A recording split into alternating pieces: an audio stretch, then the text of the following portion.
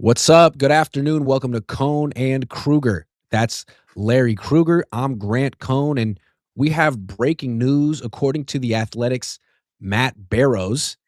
Apparently, George Kittle is aiming for a week one return. This is what Barrows wrote in his most recent mailbag article. He says, I don't think Kittle's Achilles tendon tear will keep him out for all of or even most of next season. In fact, he's aiming to be back by week one, though that seems less likely if the team opens the season with a 16-hour flight to Australia. Larry, what do you make of this prognostication from Matt? Well, it is interesting. First of all, this injury used to be death, right? I mean, if you had this injury, your career was over. It didn't matter what position you played. And then there's been medical advancements that have changed this procedure. And when Klay Thompson blew out his Achilles, Grant, some of the Warrior people told me that the way they did the surgery is they kind of lock the Achilles to the ankle. So it's like you could never have a second ruptured Achilles of at least the same one. So the advancements of the techniques and how they repair this thing have gotten worlds better. The rehab time has gotten shorter. That all being said, if I were the 49ers, as much as they need the tight end, as much as they use the tight end, I would still go about things like Kittle was not coming back, just because you need to support him and not have him try to be the driving force of your offense. He's a 34-year-old tight end coming off of an Achilles. You can't. I would go sign an Elijah Pitts or somebody like that, or it's not Elijah. Kyle Pitts.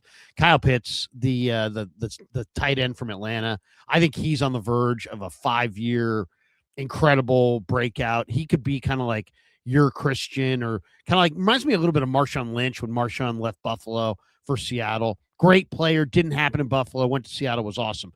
Kyle Pitts has been okay in Atlanta, but he doesn't have the quarterback or the offense. You put him in Kyle's system, I'd much rather pay Pitts than JJ. When I first read this report from Barrows, one, he's talking to Kittle or Kittle's camp, which makes me feel like, of course, Kittle's going to feel optimistic that he can come back quickly. He's a Hall of Fame athlete. Fred Warner was pushing to do the same thing. So I'm not surprised there. I was thinking about Greenlaw. Greenlaw tore his Achilles in the Super Bowl and really wasn't available the next season. And this last year, he still was kind of hurt. And it feels like maybe now 2 years removed from that, he might be able to have like a full season. But then there's what Kittle said. He said it happened higher up. It was clean. And that should cut some months off of the recovery time. So the other example that popped in my head is Michael Crabtree. Michael Crabtree tore his Achilles in 2013. It was May 21st to be exact. This was an OTAs. He returned December 1st that season and played through the playoffs. That was the season where Richard Sherman had the famous tip interception to Malcolm Smith. That was that season. So he made it back. He wasn't great that year, but he definitely, that's 6 months and change. So it can be done. Was he ever great again, by the way, Crabtree? You know, he had another 1,000-yard season with the Raiders. He was pretty good. Now, he was 26 when this happened. Kittle's 32, and he weighs 250 pounds. So maybe 6 months is a little ambitious even for him, but I guess I would expect him to play this year.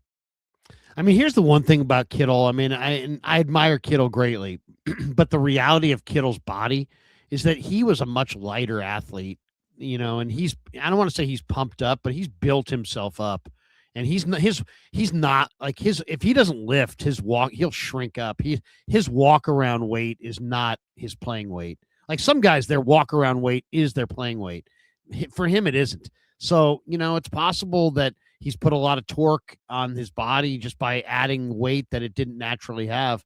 Because, I mean, he was like 220 pounds, I believe, like deep into his college career. And now he's like 245 and ripped and jacked and everything. But maybe there's 20 extra pounds there that. That's him right there. Yeah. I mean, what does he weigh? That's George Kittle coming out of high school. What's that weight say? I can't even read. They say 235. That's pretty generous. I've seen him at like light. 200. He was a wide receiver coming out of high school. And he's big now. He's jacked. Yeah. So I would say, you know, that's a concern, and that might have led to it. But, you know, I mean, I hope for the best. It's just one of those things where you know this guy's going to try to do everything, and the Niners need him to run the ball. They need him to catch the ball.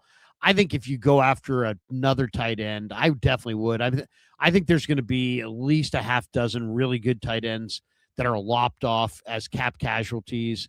Tommy Tremble, Cole Kmet, Evan Ingram, lots of them. Colby Parkinson. There's going to be a bunch of tight ends that are going to be available. Later on this offseason. I think the Niners got to go get themselves one.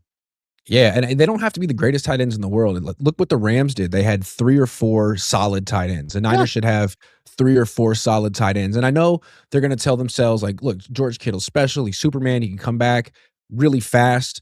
But they don't need him to do that. They need to be really careful with George Kittle because he's the best player in their offense. And at the same time, you got to wonder what he's going to be when he gets back from this injury. I mean, he's not going to be faster, right? He's not going to be better. He's going to be worse, diminished, slower. The question is how much. And the guy's such a picture of fitness, and he's such an all-around great player that I'm sure he'll find a way to be a very good player. But it wouldn't hurt to, you saw the success that some of these teams are having with 12 and 13 personnel. To me, the biggest disappointment of last year's offseason was signing Farrell to the money they did. He was totally nothing. I mean, Farrell, he was supposed to be this awesome blocker. He wasn't an awesome blocker. He's nothing as a receiver. He's just stiff. So I would cut him, use his money. You have Tonjes. Willis is a nothing. So you got hurt Kittle and you got Tonjes for one more year. And then you got to go get some guys. I mean, you really got to go look into the free agent market, the draft, trades, the whole deal. They use their tight end a lot in this offense. Yeah, they can't just be like, look, Kittle's coming back. He'll save us. I mean, even if he does make a miraculous comeback and play well, it seemed like he was breaking down before this injury happened. He had that hamstring injury right away. He said he tore it. Then he came back and hurt his ankle. Then he said that he was overcompensating and it led to this Achilles injury. He's 32 years old. Sometimes the aging process happens quickly at the end. So it's great that he's going to try to make this superhuman Herculean recovery effort, but it's possible that this is the beginning of the end for George Kittle, and all the more reason to start looking into more tight ends, multiple. Yeah, I mean, and there's nothing, we don't. I know you don't say that with any joy. We're not. No, not at all. We're not excited that this is the end. This is just the way it is. I mean, look at Greenlaw this year. He played 68% of the snaps in the games that he played. He only played 8 games. He missed times with a quad injury, a hamstring injury, a calf injury. Suddenly, you tear an Achilles, and that changes everything in your whole gait and everything. And all of a sudden, it's like cars that have tires that rub wrong. Eventually, you're just going to have a bunch of injuries. So, we hope for the best, but I think since he's 34 and he's such an integral part of what they do, you may want to go add a couple players at this position just so you're covered. Kyle Pitts, Dave Njoku, there are options out there. Tommy Tremble is a guy that I really like. Jewish guy says Kittle is closer to Aaron Rodgers' age than Crabtree. Well, there is that. I wonder if that will slow down the recovery process at all. Nick H says Isaiah will likely be very cheap. No, he won't. Isaiah likely. I don't think he's going to be cheap. I think he's going to cost a lot. But I love that name, by the way. That's a great name. If you could get Isaiah Likely from the Ravens, I would do it. It's really too bad that the Niners gave a 3-year contract to Luke Farrell. God, he did a whole lot of nothing this year. You know who's another name to keep your eye on? Brock Purdy's college tight end, plays for the Ravens and is a free agent, I believe. His name's Charlie Kohler. And Dieter threw him out to me in a stream that we did the other day, but it makes a lot of sense. He's a pretty good blocker, decent receiver, going to be very cheap free agent. And, Purdy threw him a lot of balls at Iowa State. All right, I got a question for you. The Seahawks just had an incredible season. What an accomplishment to win a Super Bowl with that team that they built from the ground up with that quarterback. The 49ers had, a successful season in a different sense. Looking back on it, now that the whole thing is over, what would you say the Niners' biggest accomplishment this year was? Well, I mean, definitely beating Philly and Philly. Beating just with what? I mean, with Wallow, Kendricks, Samo, just a whole Clee Farrell. I mean, like I'm looking on the binoculars in the playoffs, and I'm like, they're about to knock off the world champion Eagles in their backyard with like 5 guys in their front 7 that didn't even go to camp with them. So it's like, it's unbelievable. I mean, it was really an amazing. That was an amazing victory. All things considered. I mean, I know the Eagles had their own dysfunction and whatnot, but that was an amazing win. It was great, great defense too. I mean, that was Wallow and Kendricks and West and Collins, and they just did so many smart things. There was such great communication in that game. They were so tied together. To me, that either the Ram win with Mac would be a close second, but I would say I would go with the playoff win. I would agree that they pulled out a couple of wins, and the week 1 win over Seattle, they pulled out like 3 wins out of their rear end that they probably shouldn't have. In all 3 cases, there were some incredible plays and coaching performances. So I agree with that. I think it's unfortunate that their biggest accomplishment this season was winning games and piling up these wins by sort of giving the ball to Christian McCaffrey 800 times. It would have been nice if their biggest accomplishment this year, because it was supposed to be like a rebuild, reset year, was that they developed a bunch of young players. But you can't really say that they did. Like, the best young player they developed this year was like Upton Stout, who's a pretty good slot cornerback who can't really play any other positions. So it's great that they got the most out of Christian McCaffrey and got the most out of this roster and won those games. But I still wonder, like, what does that mean going forward? I mean, Does that mean that I don't know if they got the most out of the roster. I mean, like, Jordan Watkins, I think, is a player. He didn't even get on the field. And when he did, he got like 1 look. And then I think this is a Jordan James got on the field, looked good. It's like, where was he all year? I'll tell you what bothered me about this year more than anything is that every single time they needed help, they went for somebody that Shanahan used to like. I agree. 3 years ago. And so who was that receiver that they was active in the Eagle game? Who was a special teamer? They signed him back, Malik Turner, right? They went back to Marquez Valdez-Scantling, they went Robbie back, Chosen. I mean, Andy Isabella. Bourne. I mean, they went back to guys that they knew, and guys, it's like, in reality, Brandon Cooks would have been a way better choice than Bourne. Why? Because Brandon Cooks can still run, and you have no speed at all. And to me, the most startling part about this year, if there's one thing that I'll remember, is when I watched the All-22 of the Seattle division round playoff game, there was the least separation I've ever seen from any 49er game that I've ever watched in the All-22. Nobody got separation at all. They ought to just roll a holiday fogger into the receiver room, close the door, and start new. There isn't a receiver on that team that's worth keeping at all. I mean, once Kittle went down, they got nothing. No separation at all. Glued to the receivers to the corners were the receivers.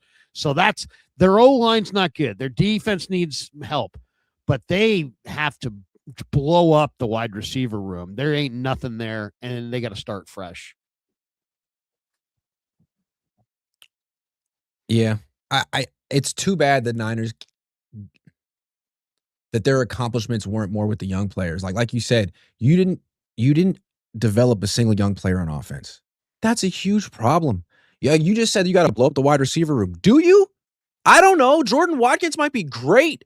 I loved him in training camp, and they looked like they shut him down because of God knows what. I mean, you pressed him on that all year, and finally he went through like a blow-by-blow chronology of it, and I still wasn't satisfied. It felt like, no, dude, you're playing stiffs over a guy who runs a 4.3 and had a good offseason. Miss me with that. If he's healthy, he should be. So, and that wasn't I feel like it was kind of a missed opportunity, and they can pat themselves in the back and say we exceeded expectations. Yeah, because you gave the ball to Christian McCaffrey 800 times. What does that accomplish, really, in the grand scheme of things for the future of this franchise? I mean, did you develop Jordan James? Did you develop Cowing? Did you develop Watkins? Did you develop Sebastian Valdez, who looked great this summer, only never to be activated the whole year, not once? Collins and Stout. Collins Collins and and Stout with a West. half season of Michael. And West. West, I think West actually is better than Collins. And by the end of the year, I thought he was playing really, really well. I thought West, to me, it's Stout and West for sure are the young players that emerged, and Collins to a degree. But yeah, I mean, Nick Martin, what's the story there? I mean, what is the story? Marquise You literally had a bunch of dudes that you gave. Yeah. You was like, I almost felt like who was going to play linebacker? Anybody but Nick Martin. Yeah. I mean, that's kind of what it felt like. Oh, well, just anybody that we have. We got a guy who's pretty athletic, who's at 24-hour fitness the other day. Let's throw him out there because he's better than Nick Martin. It's like, what? Nick Martin was your third-round pick. Either your guy who's drafting doesn't know the draft, or you're not coaching him up, or there's a little disconnect there. So, yeah. I got an accomplishment. No sarcasm. They found a great special teams coordinator. They found a really good returner, and they found a great kicker. Now, he's a free agent, but they can franchise tag. I mean, they were trying for a long time to replace Robbie Gould. They did. They turned one of the worst, if not the worst, special teams unit in the league, one that was costing them games, into a great special teams unit, and that bodes well for the future. No doubt. And now they're all free agents. You've got Morstead and Weeks and Eddie and Moore. They're all free agents. But I would other than that, yeah, I mean, other than that, but I mean, I agree. I mean, you changed your culture.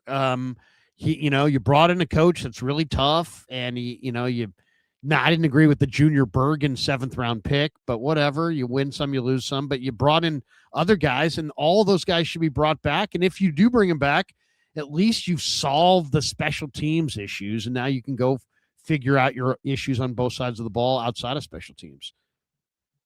Tyga Style says, ever think of having Tom Jensen on either stream? I've streamed with Tom many times. He writes for me on SI, and he does a great job with Ashley. I'd like to have both of them on sometime soon. Corey Coleman says, Walker and Lenore hate each other. He's not signing. Who's not signing? Oh, I wanted them to sign Kenneth Walker. I don't think he's going to sign with the Niners. Well, I mean, that was the other amazing thing, is like Kenneth Walker in this final stretch of the year became the Kenneth Walker that everybody thought he was at Michigan State, at Wake Forest, in college, that he was going to be this awesome guy. I mean, he played amazing. I mean, he was absolutely amazing with speed and cutting ability, and just, he looks amazing. He doesn't always go with the play the way it's blocked. Not at all. No, I mean, it seems like he goes off script every time. He's got a little bit of Barry Sanders to him, though. He will declare the hole. He'll jump in it, and then he's so athletic that he'll jump out of it and jump into a different hole. I mean, it's like, the guy's maddening, I'm sure, but he's also dynamic. Yeah, he was outstanding. Daza says, with the upcoming talk for the offseason draft and potential moves, why should Niners fans be optimistic that anything will change going into year 10? Hold on to that thought. I actually have a topic, Larry, so you're prepared. Reasons the Niners Niner fans should feel optimistic heading into 2026, and then we'll also do reason Niner fans should feel pessimistic. So have that in the back of your mind, Daz. We're coming back to that. And then Good Vibes Only says, bringing Deebo back would be just another sign that the Niners are more into maintaining the core fraternity than giving opportunities to new players. I guess we should talk about that, because it's like seriously going to happen. So hold on. I didn't have it down because I feel like no one wants it, but maybe I'm wrong. Larry, Deebo was out here with the Niners, partying with them during the Super Bowl. George Kittle was interviewed by someone at Sports Illustrated and said, hey, we're going to bring back a familiar face. We could bring back a familiar face. They were like, is it Deebo? He was like, I love Deebo. What do you think about the likelihood of Deebo coming back and the wisdom of Deebo coming back? I centered on this about 10 days ago when I was reading articles about guys who were going to be cap casualties, and I started looking at the list. Eric Armstead, probably going to be a cap casualty. Dre Greenlaw, probably going to be a cap casualty. Deebo's already out there. Javon Hargrave, going to be a cap casualty. There's a lot of guys that were here before that are going to be cap casualties by their new teams. And all I would say is that the best personnel guys have a coldness to their personality.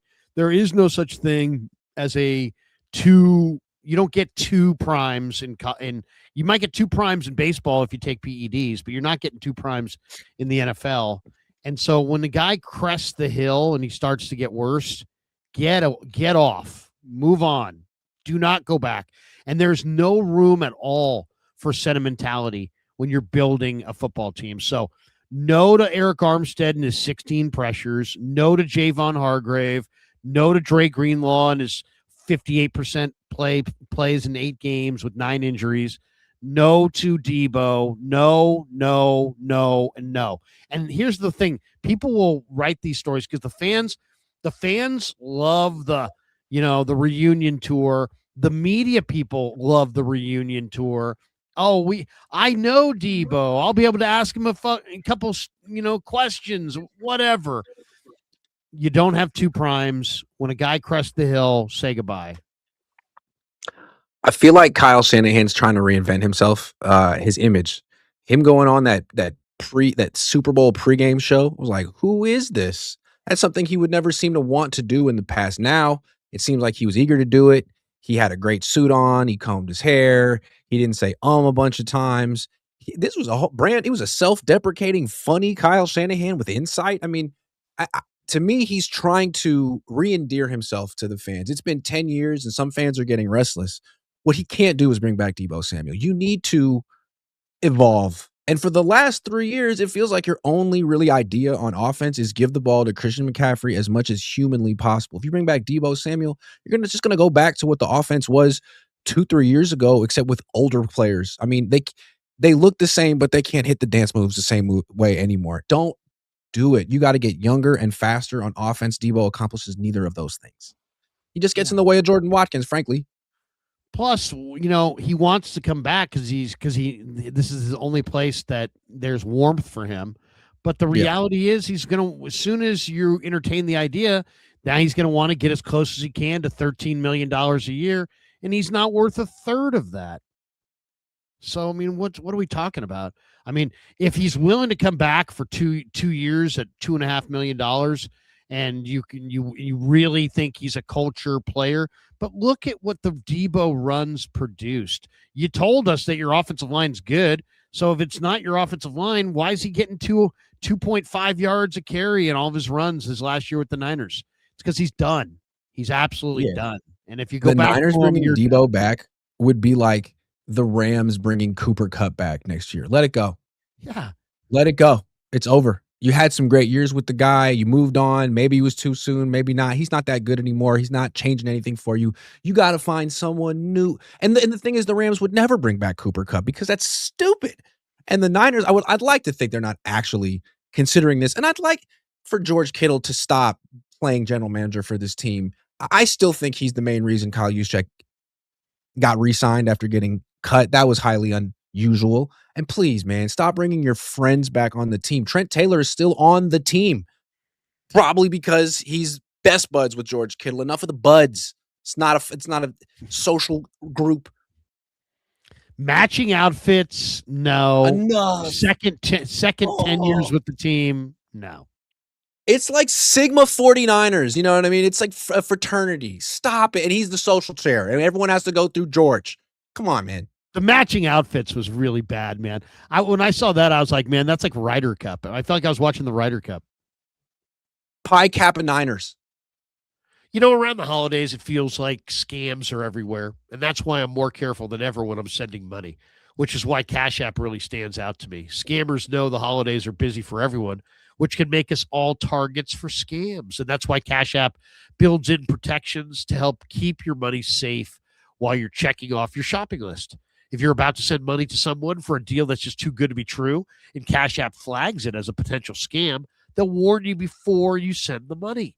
Cash App also gives you an extra layer of protection with features like security lock.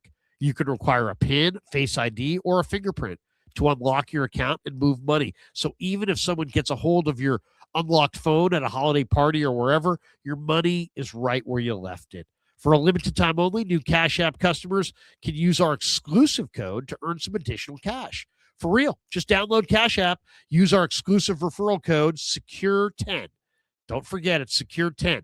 Use that in your profile. Send $5 to a friend within 14 days, and you'll get $10 dropped right into your account. Terms apply. That's money. That's Cash App. Cash App is a financial services platform, not a bank.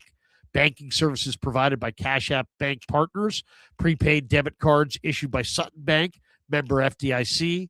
Promotions provided by Cash App, a Block Inc. brand.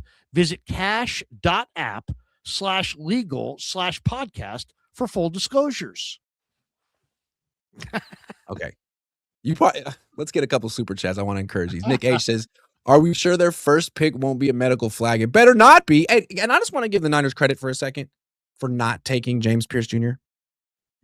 I want to give you guys credit because I was over here being like, "What did he do? There's nothing really concrete." People were saying he was nuts before, and I was like, "Oh."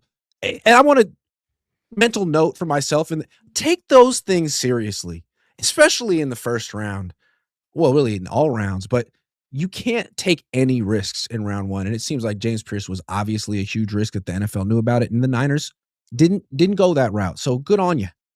Yeah, I mean, you have to do your due diligence. I would say at least 20% of the time, guys, that you'll see somebody go like 4 rounds late, and you'll be like, why is this guy still available? It's probably because he's a bad guy, and they flagged him. I mean, Aaron Hernandez went 3 rounds later than people thought because people thought, or 2 rounds later because you know what?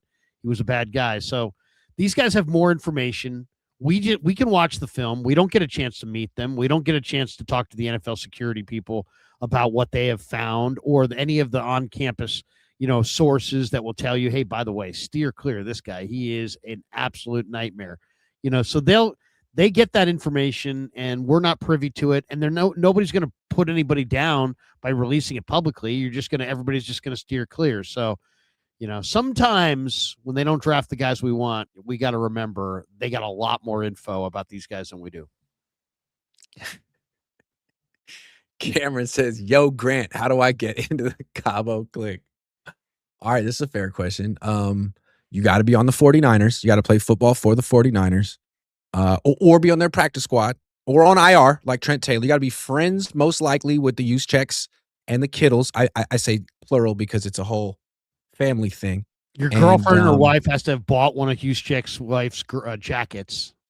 Yep. And I think it wouldn't hurt if you registered as a Republican. I'm just saying it came out that the Niners are the most Republican team in the league, which just, which is fine. It just gives you a peek into their culture. So, yeah, it wouldn't hurt to like wear one of those hats that Bosa wears and move to Iowa, maybe move to Iowa. Yeah, get cowboy boots. Learn how to line dance. Play golf. Get khakis. Listen to country music. Go to Morgan Wallen concerts. What am I missing? Go to a Predators game. Wear a jersey. Yeah, I think that should do it. Tight end U. Be very positive about tight end U. Tight end U. Oh my God. Tight end U. Zach Garza 42 says, "Not sure how Niners fans ride their high horse of this ownership and front office when nothing has changed from the philosophy and draft in a decade."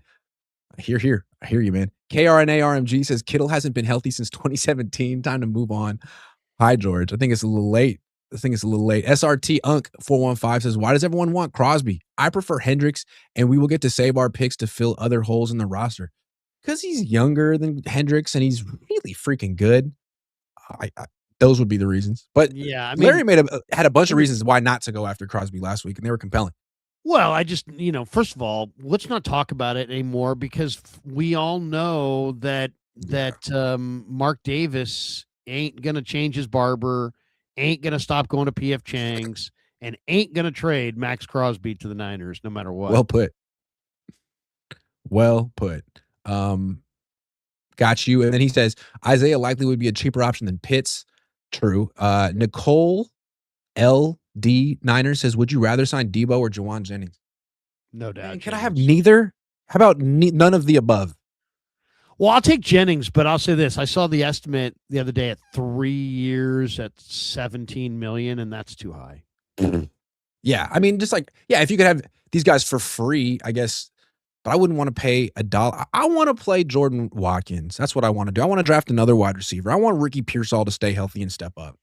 Nick H says, thoughts on Elijah Vera Tucker? Former free agent. Former first-round pick. Went to my high school. Sure. Oh, did he? Hell yeah. He's an O'Dowd? I didn't know that. We're a factory, Larry. He's been on bad teams. So, it's hard to sometimes evaluate offensive linemen on bad teams. It's kind of like who did the Niners when the Niners got Laken Tomlinson from the Lions. The Lions were really bad team at that time. So, I like Elijah Vera Tucker, and he went in the first round for a reason. And yeah, if you could get him and they need to upgrade, they need to start moving people in the interior. I know Lombardi put out stats about, pass rush win rate and run block win rate, and the Niners are mid-pack. But they're mid-pack with the best left tackle in the game. So what does that tell you? It tells you that they probably have some weak links on that offensive line, especially since Shanahan showed no interest in running up the gut on 4th and 1. So I'm tired of hearing about how great the Niner O-line is when it's clearly not great. And they need more beef in the middle, and they need a long-term tackle for sure in this draft. Mr. Fish and Chips says, Rams, Seattle win bowl before Kyle Shanahan. Arizona next. My goodness, if Mike LaFleur. I don't think so, but I didn't really think much of Sam Darnold this year before he went and did what he did. All right, Larry, you've talked about this a little bit. Let's debate this one. What is the 49ers' top priority this offseason in terms of like a position group or area of the team they need to address? We all know they need to address a lot of things, but if there's the number one thing, what is it? Well, to me, what is the biggest difference between the Niners now and the Niners a few years ago? It's linebacker. You used to have the fastest, best linebackers. You were so loaded that you had Azeez Al-Shaair just sitting on the sidelines. You just had dudes.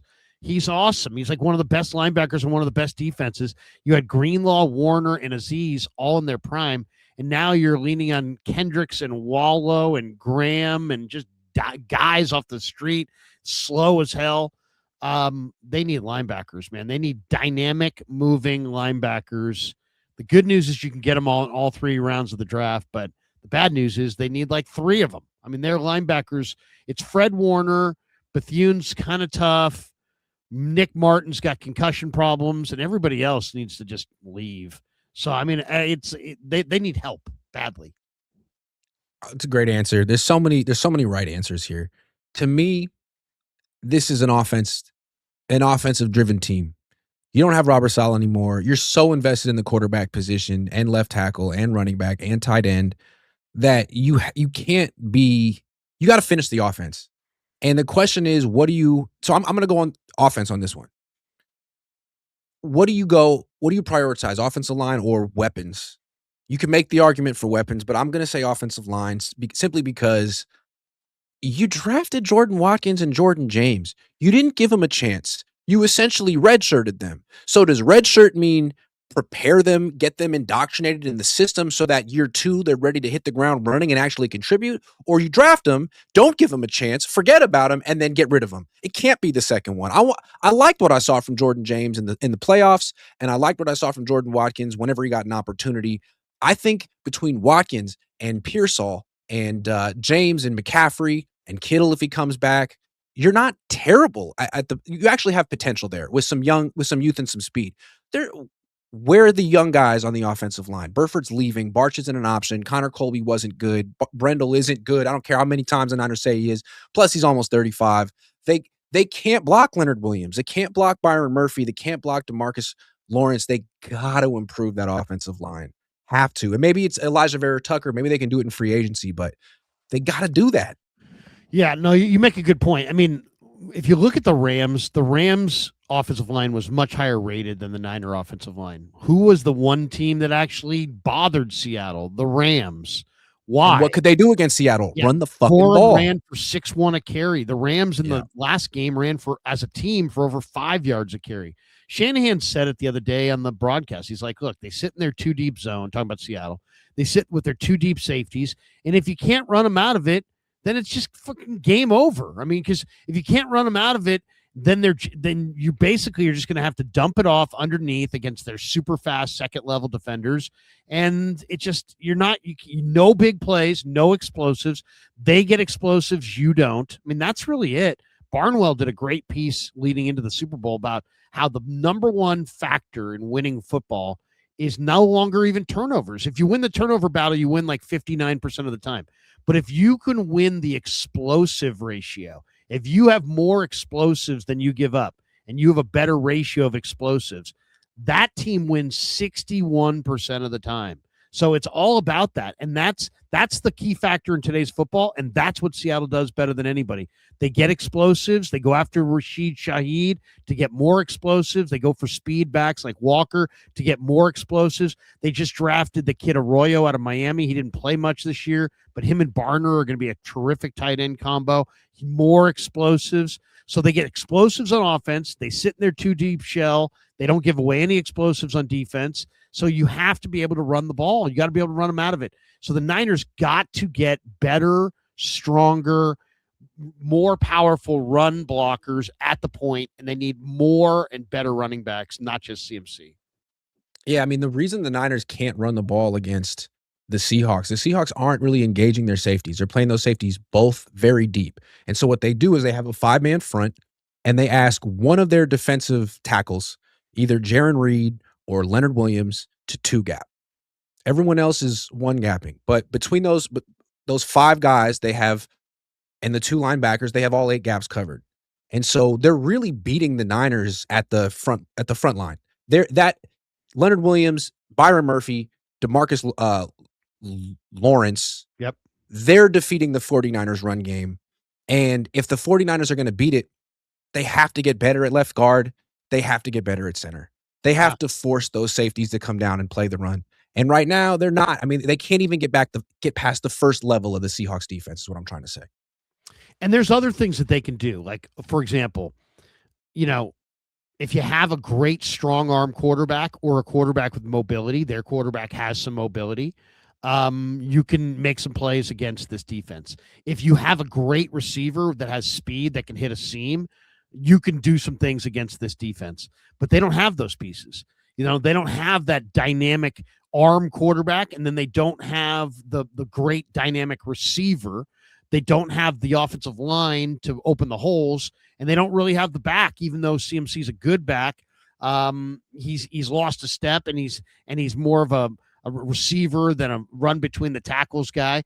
They need to improve their offensive line, get a more dynamic back, add a receiver that can threaten vertically. And then I think Purdy's never going to have the big arm, but he's got a good enough touch that I think and good mobility where I think they can make some plays, but they're not going to do it if Seattle's just going to sit back there. And then the Niners have such slow weapons. The watching the all 22 for Niners Seahawks was unlike anything I've ever seen. There was absolutely nothing. There was nobody got away from anybody. Everybody was totally blanketed. It's amazing they had any passing yards at all. So they've got to get faster weapons, stronger line, better back, and that's really it. They lost because of personnel more than anything. You got to understand the Seahawks are a great all-time great defense, but they're small. Their base defense, their Sam linebacker is a safety. Their nickel defense, their Will linebacker is a safety. They're playing their safeties way deep. They're daring you to run the ball. Begging you to run. And if you can't, you got to look inward. Is it your running back's fault? Well, then, I mean, I'm just got to point out for Christian McCaffrey, his last 4 games against Seattle, 3.4 yards per carry, 7.2 yards per catch, no touchdowns. So he's not exactly dominating them. And the Seahawks are clearly making their number one priority to shut him down, and they're succeeding. So you got to find a way to run the ball against Seattle. It's way too hard to throw against that freaking defense with all that speed and the safeties back and the different blitzes and pressures, and they don't even have to freaking pressure to get pressure. I mean, you got to run. Got to run. I mean, the way they're set up too, it's like you can make plays on the second level against their linebackers. They over pursue. They're not very disciplined, but their secondary is so good. Their defensive line so big that, their linebackers don't have to do a whole lot. I mean, Drake Thomas and Nick Emanwari, these guys can really run, but they're not the most instinctive best players. But it doesn't matter. Their mistakes get covered up because you don't get to that second level. You don't get past the line of scrimmage. Look how big Jaron Reed, Leonard Williams, and Byron Murphy are just owning Brendel, Pooney, and Burford. I mean, go watch that They're film. huge. Those guys You just need to have a tossed those left guys. guard who can hold his own against Leonard Williams. If Leonard Williams can lock him out and two gap and actually play both gaps while pushing you back into the, which is what he can do against the 49ers routinely, then what are you really going to do? How is Christian McCaffrey or Jordan James or anyone going to run the ball against that? You need help from the interior of the offensive line. And this isn't a pass protection thing. This is much more about run blocking, in my opinion. The running game was awful all year. And it's not 100% Christian McCaffrey's fault. He got hit in the backfield a lot. No, he had like 5 games where he was averaged under 3 yards a carry. I mean, there's no question. Between the 2 Seattle games in that week, I talked to a couple of my media friends up there who are around the Seahawks every day and go to the facility every day like we do.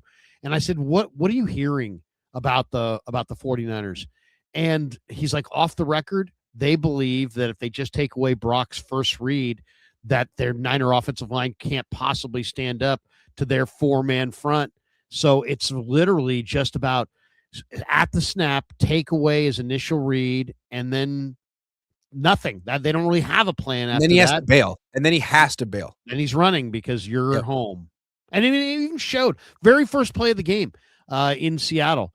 You know, you had Brendel help Burford against Leonard Williams. He pushed one arm towards Leonard Williams, and then he turns this way, and DeMarcus Lawrence loops right across his face and smokes Brock Purdy in the face. It's like, bro, the play wasn't over. You got to get the looper coming around. He totally missed him, and the guy hit your quarterback. It's the first play of the game. So I mean, don't show me stats and tell me this line's great. Go watch the film and then show me the line's great. And I would beg that you're not going to find the film that you want. ZC Creative Media says trade for Xavier Worthy. Thoughts? I'm not a big fan of Xavier Worthy. He's a big vertical threat receiver, but his ball skills are totally ordinary. And I bet you if you ask Kansas City right now, they regret drafting him where they did. This is another thing. Stop listening to the players. Supposedly Brett Veach made that pick because Mahomes kept saying, get me Worthy, get me Worthy, get me Worthy. You say, hey, Patrick, I love you, brother. Screw you. I'll do what I want. Don't listen to the players. The players don't know. They know players, but they don't necessarily know. They can't necessarily just differentiate the best players. He doesn't seem like necessarily a big downfield threat. I mean, they can't throw the ball down the field at all in Kansas City. And when they get in the ball, it's on like shallow crosses and stuff. So no, I don't. I'm not, terrible ball skills. He's fragile. He's only a go route guy. He doesn't run across the middle. Everything's down the field on the sideline. He's kind of a less pumped up version of DK Metcalf. SRT Unk 415 says if Tyler Algier is let go, he would be a great power back to pair with CMC. I like Tyler Algier. He's a good player. He is. He was good at BYU. It's another name Dieter really liked as far as like. But could we actually give the mid-round draft picks a chance? What's the point of drafting a running back in round 4 if you never play him? I mean, round 4 it's an important round. It's not a throwaway draft pick. That's just all I want to say. Yeah, they drafted him to play him at some point, right? I mean, Jordan James looked pretty good in camp as a receiver. He looked pretty good at the end there. It's all that time in between. Why could they not get him out there? Was it because of him, because of them? I'd like to know. But yeah, I still think like I'm just as positive about Jordan Watkins being a good player today as I ever was. But I'm wondering about the Niners because they didn't put him out there.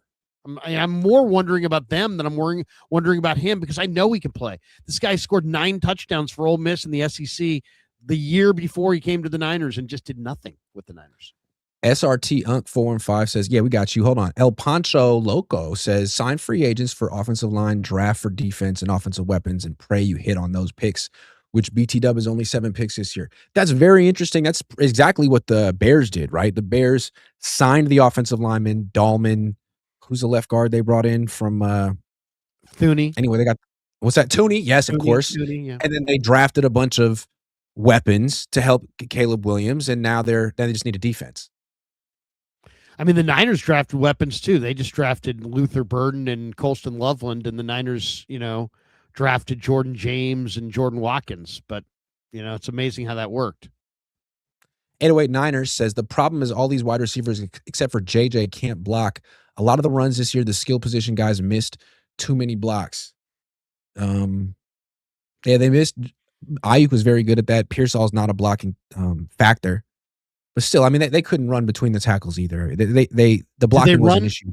They're going up against one of the fastest defenses. We just outlined how this Seattle defense is one of the fastest defenses in football.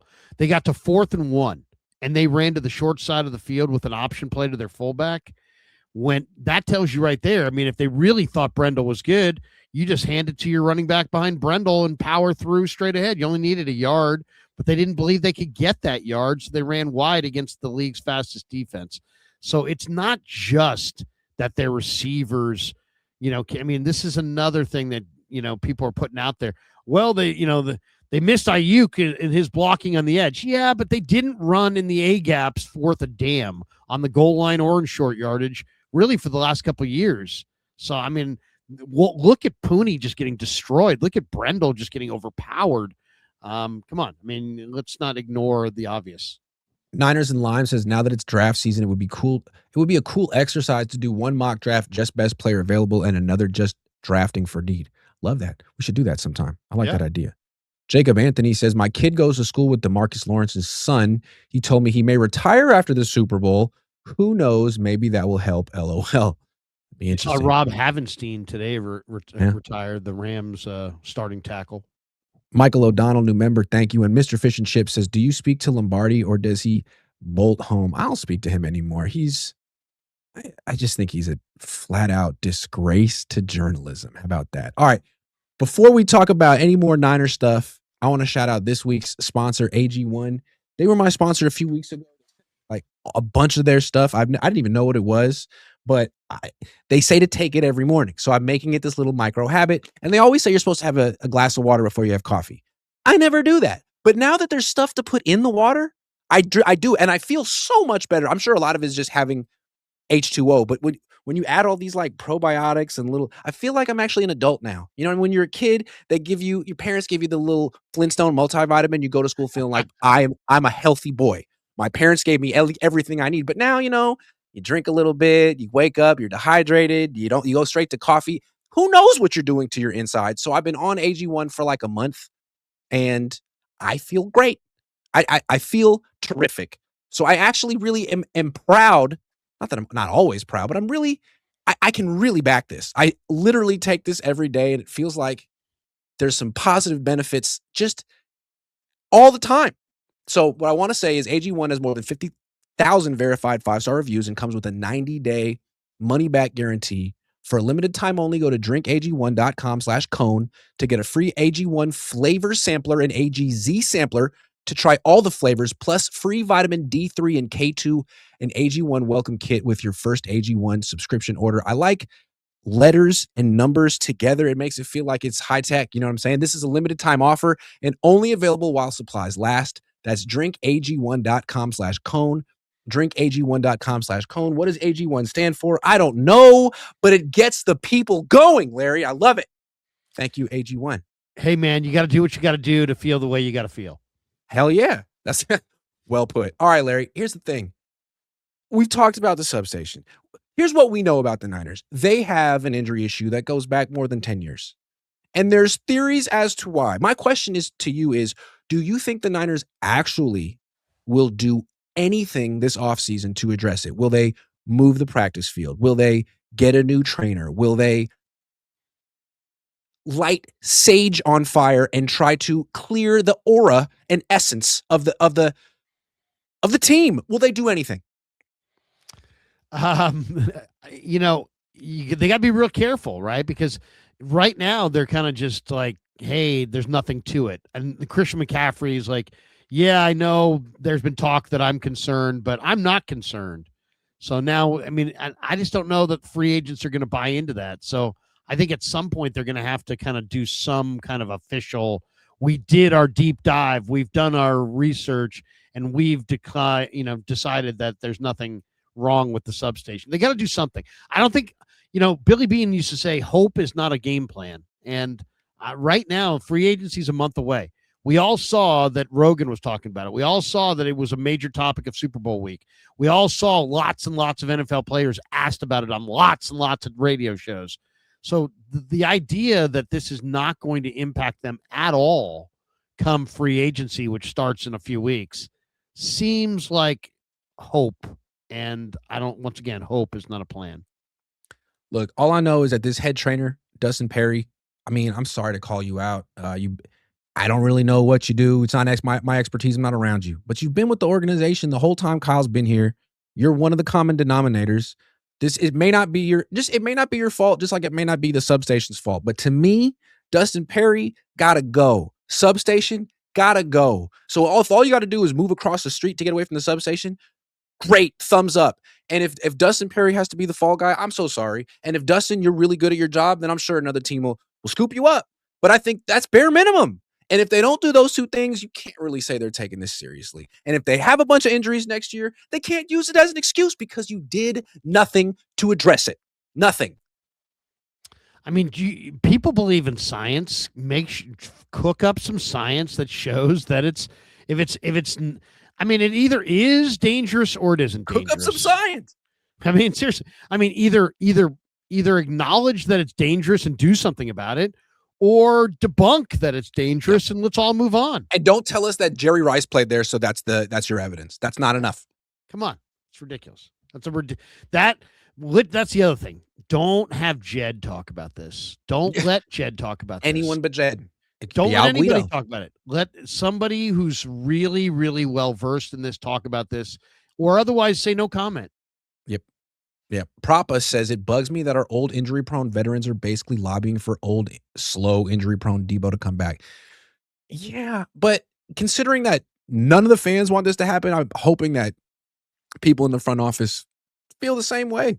Anyway, Cyber Radio says the Niners shouldn't clean takedown Super Bowl sign. The Niners shouldn't clean/take down Super Bowl signage in their locker room. Day one of training camp, let everyone walk in there and send a message. That's old school. God, so they can still smell the cigar smoke and stuff. Oh, that'd be powerful. That would be. Hey guys, we're gonna change it back. We're gonna get around to it. We haven't gotten to it yet. Yeah, just drink it in. Really cold. Yeah. SRT Unk 415 says my top priority is finding out if Purdy can stay healthy for 17 games. If not, next offseason they need to bring in legit competition. Well, they do have legit competition. So here's my question, Larry. Yes. What are your expectations for Brock Purdy in 2026? 2025 wasn't the season he wanted. He got injured. He missed a lot of time. He came back. He had some great games. He had an unfortunate finish. What is your expectation for 2026? I think Brock Purdy was one of the most incredible stories of the year. I mean, he supposedly had turf toe, and then he came back, and if he had it, he sure blocked it out well. I thought he played pretty damn well after coming back from the turf toe. So to me, this is not about Brock. I think we've established what Brock is. I think if anything this year, we understand what Brock is. His baseline, when he's good, when he's not. I think we have a pretty good idea of where he sits. Is he a top 5 quarterback? No. Is he a top 20 quarterback? Yes. So it's like he's a good quarterback, but he's not the greatest quarterback. I think this is more about Brock Purdy is a lot like Jalen Hurts, but Jalen Hurts would not have won that Super Bowl by himself. He needed a killer line and a killer D and a really good run game. And Brock Purdy needs the same. And if the Niners can give him a really good line in front of him, build that fortress, get some better skill position guys, and improve their defense, the special teams is now taken care of. I think they're there. I think they know what they have in Brock, but now it's about supporting Brock. And if they don't do it, he's not going to have success. And if they do it, I think he can have ultimate success. Here are my expectations for Brock Purdy in 2026. At least 4,000 yards through the air, at least 30 touchdown passes, no more than 15 picks, and that's on the high side, and 17 games started. I want to see no fewer than 16, but ideally a full season from Brock. I'm not asking him to win the MVP, but I do want him to be in the top 7 or 8 in passing because that's what his contract dictates that he needs to be prolific as a passer. Unless the Niners can magically restart their running game and make Christian McCaffrey 26 again. I want to see 4,000 yards because Sam Darnold, who isn't that great, but he's good enough to win a Super Bowl, had 4,000 yards and 25 touchdowns and 14 picks. I'd like Brock to be a little bit better than that and stay healthy. I wasn't thinking you wanted actual numbers. As far as numbers go, I mean, I'd like to see a 70% completion percentage. I want to see him start at least 16 of the 17 games. I don't want him to miss more than a game. And to me, it's more about minimizing the turnovers. The touchdowns, that could be variable based on a lot of things. Do they run it more? Do they have success running it? But to me, it's about the turnovers and turnover worthy plays. That's the other one. If when he's playing really well, he minimizes even his turnover worthy plays. So that's a key stat, and I the one that I would like to keep track of going forward. There was something about Darnold that I really appreciated this year. Like he didn't get the Super Bowl MVP, and he was not in the MVP conversation. But he took his ego out of it the whole season. He didn't have to show what he could do or prove that he's a playmaker or not just a game manager. If the Seahawks said, Sam, we need you to manage the game, he did that. And he could do it really well. He managed the game in the playoffs and turned the ball over no times. But if they said, Sam, we're going against the Rams this week, we need you to air it out and be a bit of a gunslinger and we can live with some turnovers, but you got to make some big time throws. He stepped up and did that too. And it was really not about him. And you don't really think of Purdy as having an ego. Maybe he doesn't. I think all players do to a degree, but I think there's a big showman part of Brock Purdy, for better or for worse. And I think each year he holds onto the ball a little bit longer, and he can have some really cool plays where he runs in circles and make guy miss. I mean, we think of that play to use check against the Bears. That's great. We're not seeing Sam Darnold do stuff like that, but we are seeing Darnold play a very mature, understated brand of football, which wins championships. So I'd like to see that from Brock as well. Like you said, the turnovers are more important than the touchdowns.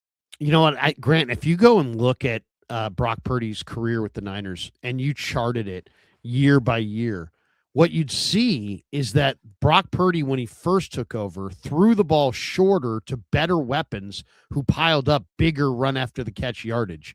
And what you've seen a lot since is a drop back guy who now has to drive the ball down the field because his receivers don't get yards after the catch. They need to get back to a rhythm and throwing it shorter, getting it out of his hand. And that hand. Doesn't mean bring back Deebo.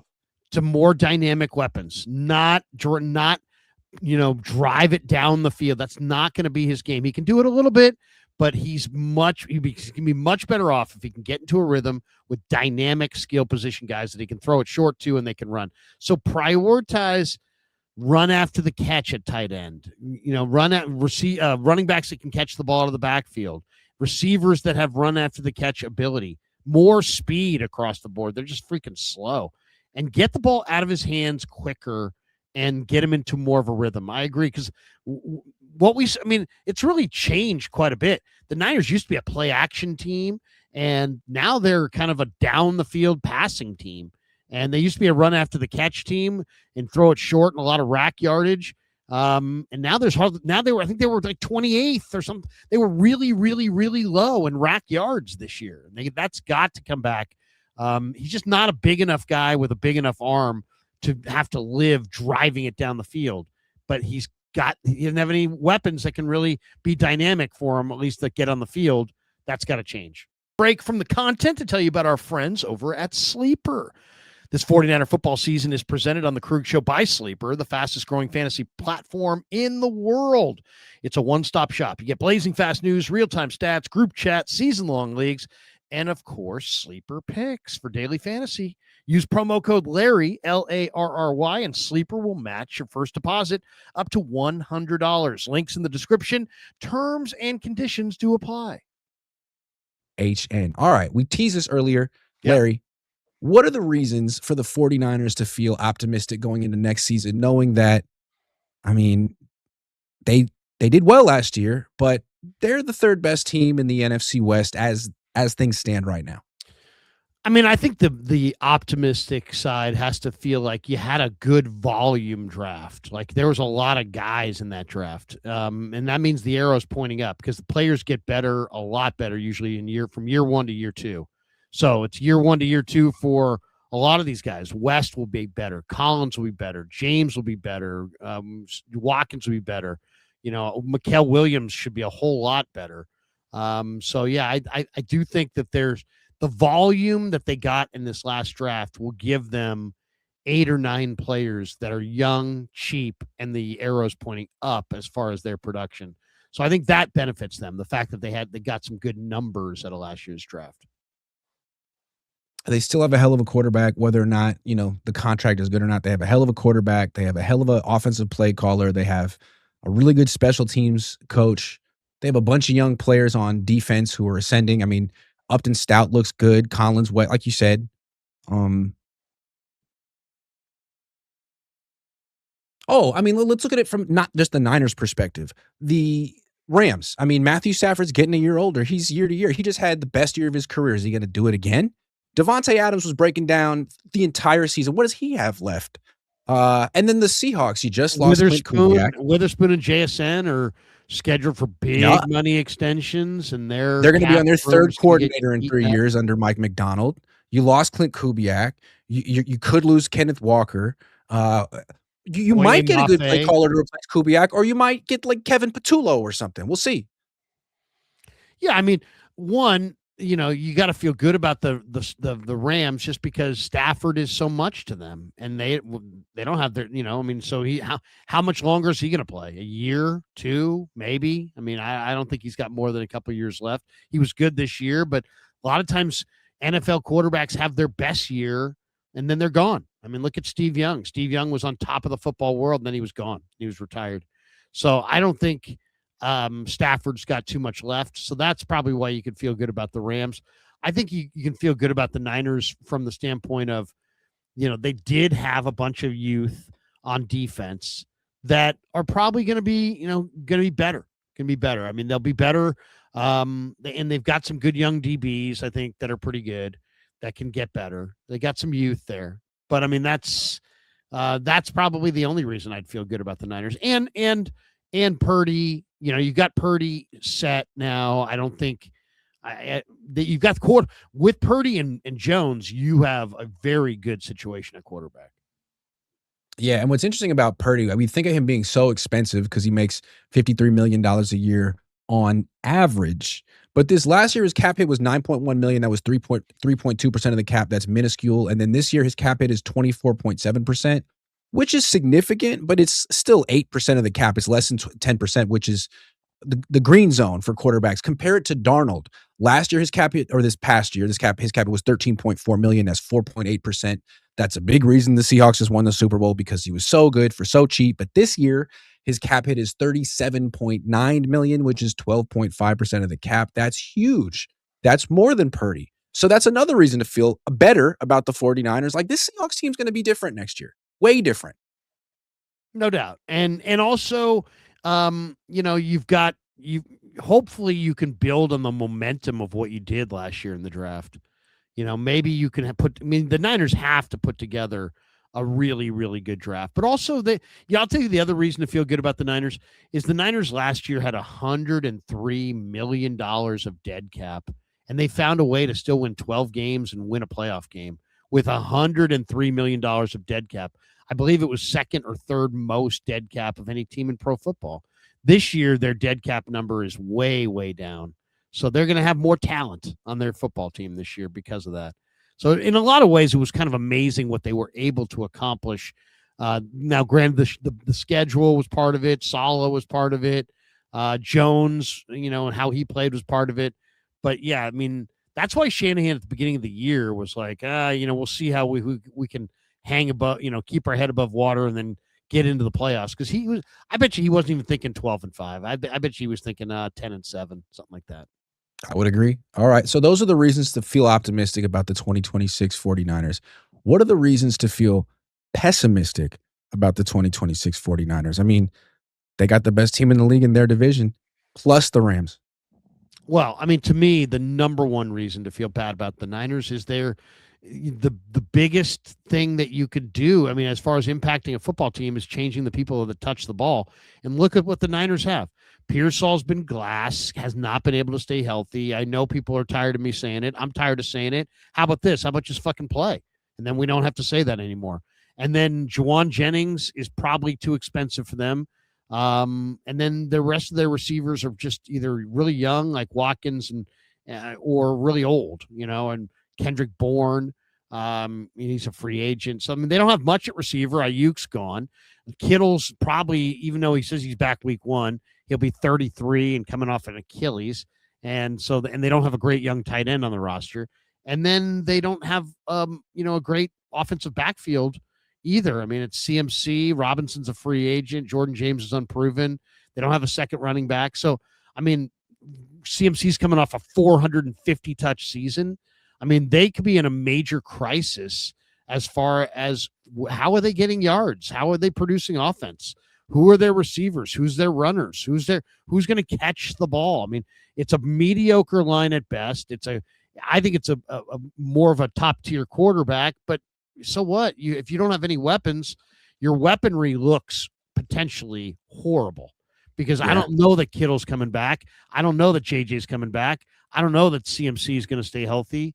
And they dominated the ball, and everybody else behind them did nothing. So I think they got a major crisis as far as the guys who handle the football. It feels like for years there's always been one team the Niners had to go through, and for years it was Kansas City, and they never beat Kansas. They've never beaten Kansas City since Andy Reid's been there, since Kyle Shanahan's been there. And now it feels like it's Seattle. So you got to go through this Seahawks team. And what's frustrating is that, like, over the last 4 games, you beat them once week 1, and that one guy keeps bringing it up, and it's great. They did win that game, but they won it with defense. They held Seattle to 13 points. It was Darnold's first game there. It was Kubiak's first game there. It felt kind of fluky. What's a trend is the fact that the Niners offense hasn't been able to do anything against Seattle in the last 4 meetings. And let's look at the most important people on the offense. McCaffrey, I talked about him earlier against Seattle. The last 4 meetings, 3.4 yards per carry, 7.2 yards per catch, 0 touchdowns. And then Purdy, last 4 meetings, he's completing 69% of his passes, but he's averaging 175 yards per game, 6.6 yards per attempt, 3 touchdowns, 5 picks, and a 78 passer rating. So the Seahawks just have the Niners number on offense. And we've talked about what they have to do earlier. They got to beef up their offensive line. They got to get another running back. I don't know. I wonder if Kyle has the answers. If he brings back Deebo, I would have to conclude that he doesn't have the answers. So I don't know. Yeah, I mean, that I do not want to see the welcome wagon back for all these has-beens. I mean, I don't care that you have a good relationship with him. Don't care. I don't care. And nobody else does either. And it's really just about, can these guys produce? And Deebo couldn't produce last year. So what, he's going to be produced next year, 2 years after? It makes no sense. So enough of the welcome wagon, enough of the warmth and the kumbaya, and we're getting the band back together. No, don't get the band back together. It wasn't that good of a run the first time, and that you need to find the future. I mean, that's really it. You gotta get a bigger, stronger line. You gotta get a tougher, better runner, and you gotta come back better. I mean, you gotta found. Steve Young said it the other day on CanBR. He's like, "Hey, look," or I was on the Rich Eisen show. He's like, they got to go and find their next foundation players out of the draft, out of second round, third round, fourth round picks. You're not going to, and this whole idea that, you just need to go backwards for the guys that you used to have. No. You need to find somebody who can run the Deebo role, but it's not Deebo anymore. So, I mean, it's just, I do understand that the Niners are warm. Lynch is warm. Shanahan's warm. They're warm people. They like the reunion idea. But guess what? The best personnel people are cold, and they don't like the reunion idea. Bill Walsh didn't do any fucking reunions. You know, he didn't. He got rid of Hey, guys. we broke up with you. No, you're coming back. Oh, Again, it'd be like the Rams bringing back Cooper Kupp. It's ridiculous. Let it we go. put Roger on plan B, but we brought him back. We said goodbye to Ronnie, but we brought him back. Yeah. No, What we you doing? never did that. And so enough with the warmth, and go find new guys. And if you can't find new guys because you're all out of ideas, because you're really the de facto personnel guy, then you need new personnel guys. But if you don't believe in your personnel guys to listen to them, and you're just going to go with, you and your other assistant coaches, and the players that you've played against and how you feel that they played in those, I mean, that's too limited. That's too, I want to see Kyle Shanahan back at the combine. I mean, either I don't want to see him at the combine at all and then just don't involve him in the picks, or if he's going to have some final say on the picks, then get on the bird and go to the combine and meet these guys and put it all out there. I know he believes he can get a lot done in his office. It's all televised, but nothing, nothing beats meeting somebody in person and deciding what they're made of face to face. One more thing that's at least cause for concern. Raheem Morris. I understand why they brought him in. They could have waited a little bit longer and gone after Jim Schwartz, who would have been a home run hire. Raheem Morris has certain things that are good, and he's probably better than Gus Bradley, although I don't know for sure. But this Niners defense was a big reason they won 12 games. It's the main reason they beat the Eagles in the playoffs. They really punched above their weight all year. They were coached really well. Are they going to punch above their weight with Raheem Morris, or are they going to be about as good as their talent level, which is, I don't know. Yeah, I mean, listening to Dante Whitner cite those, sources, I think it's pretty clear that, if you're like one of these people that are like, hey, Raheem Morris, like you think Raheem Morris is just going to solve everything they have defensively, think again. I mean, it's not like, hey, everywhere Raheem has gone, top 5 defenses have followed. In fact, that's not the way it's gone. He's been in some great places. He does have a couple rings. I really think that the Niners had prerequisites that they wouldn't really share with us when they were talking about this job. Their prerequisites were they want to have a zone-based coverage on the back end, which pushes Morris in front of Schwartz. Schwartz wants to have a man-to-man based coverage. So I think that was one of their prerequisites. Another prerequisite, I think they like Johnny Holland. And I think they like Chris Kasarik. And I think they wanted those guys to stay. And I think with Raheem Morris, he can coach the DBs and allow those guys to stay. And so they get to keep continuity on their staff. So I think it has something to do with those factors. So when you factor in all of the things, Raheem, then, obviously you got to have a relationship with Kyle, and he does. And I think that probably pushed him in front of, and I think the Schwartz thing, I don't think the Niners for sure knew exactly how he was going to get himself free, if he could get himself free, if Cleveland was going to demand compensation. So I think that there were complications around him, but I think it's really has more to do with they want to play cover 3, cover 4. He does that. They want to keep Holland. He'll do that. They want to keep Kasarik. They'll do that. They want to stay with a 4-3 base. I think they're probably going to stay with a 4-3 base. So, I mean, I think there were prerequisites that I don't think we really got the full picture of what they were searching for. One more reason, and then we'll get to super chats for pessimism. It looks like an overall trend to me. For years, the trend was the team with the best offense would generally win the Super Bowl. Brady, the McVay team, the Andy Reid years. I mean, it seemed like it was an offense. It was trending that direction. But the last 3 years, from the 2023 Chiefs to the 2024 Eagles to the 2025 Seahawks, it seems like those 3 teams all had flat out elite defenses.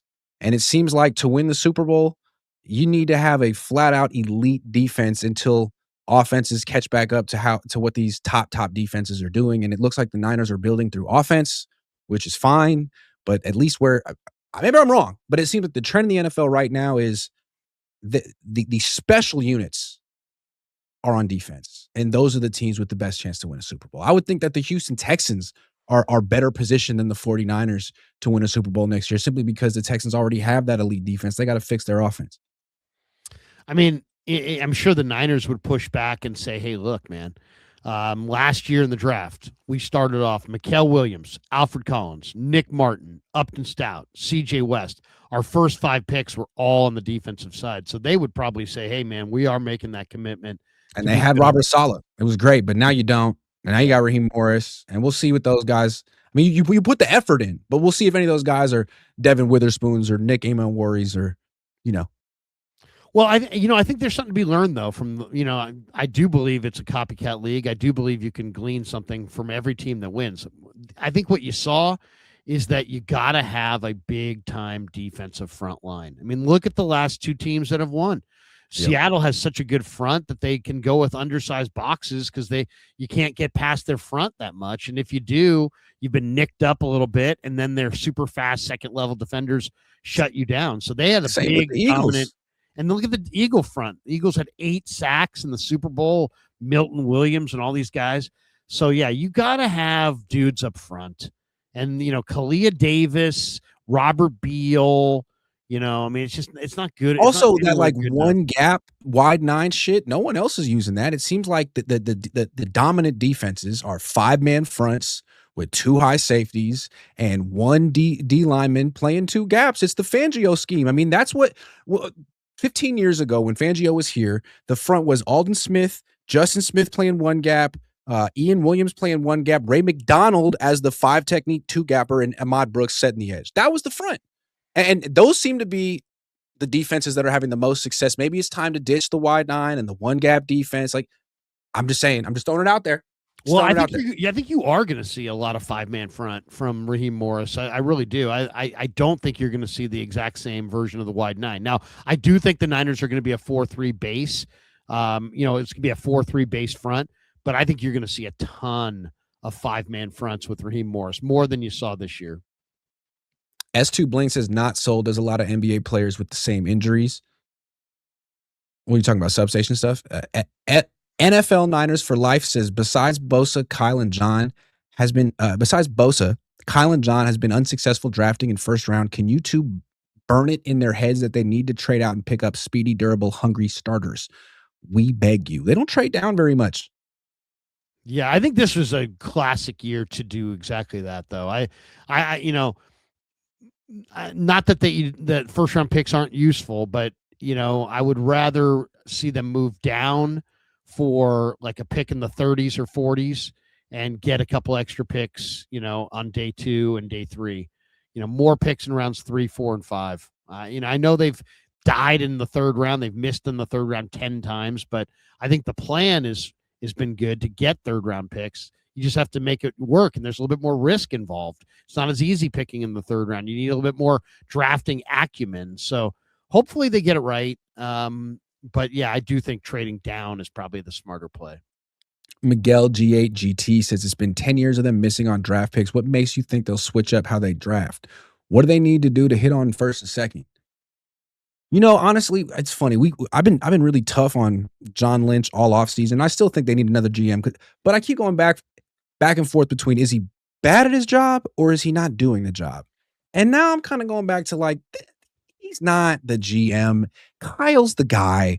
It's Kyle's team. He's picking the players. John Lynch is just talking. That's basically what I feel. So firing John Lynch doesn't necessarily do anything. I mean, what I would do, I mean, if you're just saying, okay, what would you do? And I like these guys. I like Lynch. I like Shanahan. I think it's a good regime. I think there's been a lot of positives. I would not just fire everybody. But what I would do is I would give them both a raise, and then I would take Kyle's getting the raise because I'm taking personnel final say away from him. John's getting the raise because I'm slightly moving him from kind of the key decision maker in the front office to just part of the decision-making process. But I would go for that guy Kirshner, who's John Schneider's second in command. And I would bring in another outside voice that takes a different look, a different perspective, and maybe a different plan. And I would take Kyle's a great play caller, a great play sequencer. He's never proven to be a great general manager. There are a lot of coaches, Mike Holmgren, Bill Belichick, Bill Walsh, that were let down by themselves and their lack of general manager talent. It's a different skill set. And it just, look at New England. Why is New England suddenly back in the Super Bowl now? It's because they fired Belichick as the GM, most importantly, and they hired Elliott Wolf. Everybody talks about Vrabel, but it's Elliott Wolf who had a great offseason. They spent a ton in free agency. He got a bunch of good players. He had a really good draft, and they rode that to the Super Bowl, to a Super Bowl appearance. So the Niners need to do the same. Let Shanahan just coach. Let Lynch just kind of lead the organization on a public front, and go get a really strong alpha decision maker, personnel evaluator, and give that guy autonomy to build. You need to build now more than anything. So you better find somebody who can build. And I'd take that kid Kirshner away from Seattle and make him my decision maker personnel wise. Guess what they're not going to do, Larry? They're not going to everything you just suggested. I know. They're not, because you know why? Because it would hurt Kyle's feelings, and it would hurt John's feelings, and there would be some bad. But guess what's going to hurt their feelings more? When you allow them to do what they've continued to do, which is hit and miss and hit and just back and forth, and then they're not good enough, and then Jed yanks the plug in 2 years, and they're out of a gig. If you go with my plan, you're going to win a Super Bowl, and you'll get a contract extension, and you'll have success. Control is great if you know what to do, but if you don't know what to do, it's not so great.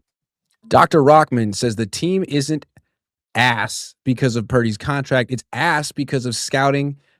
Drafting is terrible. Free agent was never a tool to build this team. It's for the final piece or two. See Philly and Seattle. They win with the draft. Definitely. Got to win in the draft. I mean, I like the way Green Bay handles free agency. They basically sit it out, but then they said, you know what? Give us Josh Jacobs, give us that good safety they got from the New York Giants. Seattle does the same thing. I mean, Seattle went and they've done it at the trade deadline with Rashid Shaheed and Leonard Williams and Julian Love. They've gotten difference maker guys at the trade deadline, but they've also done it in the draft. They found Cross and Lucas, their starting tackles, in the same draft. They drafted Witherspoon and Kobe Bryant in the same draft.